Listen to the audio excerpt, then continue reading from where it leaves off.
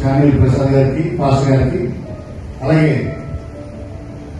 మా శ్రీ మా మిత్రులు అన్న మా కిరణ్ కుమార్ పాస్టర్ గారికి, అలాగే దైవజనులు వేదిక పెద్దలకు, అలాగే నగరం ఇంత ప్రశాంతంగా ఉండడానికి కానివ్వండి, గతంలో ఉండడానికన్నా గంజాయి కానివ్వండి, డ్రగ్స్ కానివ్వండి, ఆ మాఫియాలన్నింటినీ కూడా వచ్చిన అంతకాలంలోనే పారదోలి విశాఖ అంటే ప్రశాంత విశాఖ అని చెప్పేసి మనకు ఉండేది.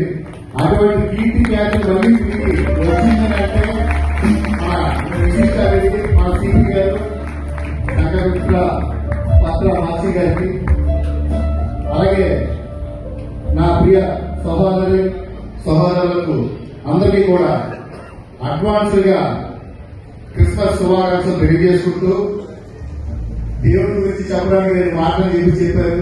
దేవుని గురించి చెప్పడానికి మాటలు కానివ్వండి, అలాగే రాయడానికి పుస్తకాలు కానివ్వండి సరిపో.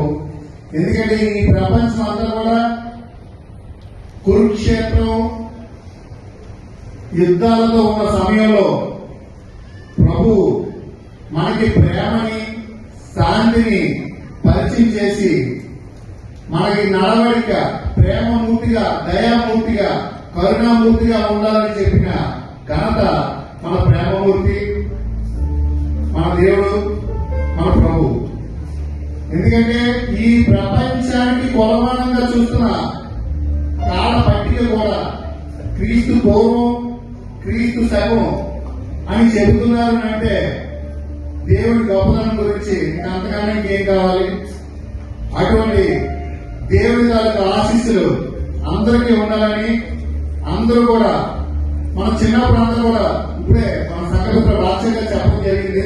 రాజీ గారు స్కూల్ డేస్ లో ఉండేటప్పుడు కులం, మతం, ప్రాంతం, పార్టీ, దేశం ఇటువంటివి ఏమీ లేని ఒక చక్కని పండుగ ఏదైనా ఉందంటే రెండు ఆ రోజుల్లో మేము చేసుకునే వాళ్ళని.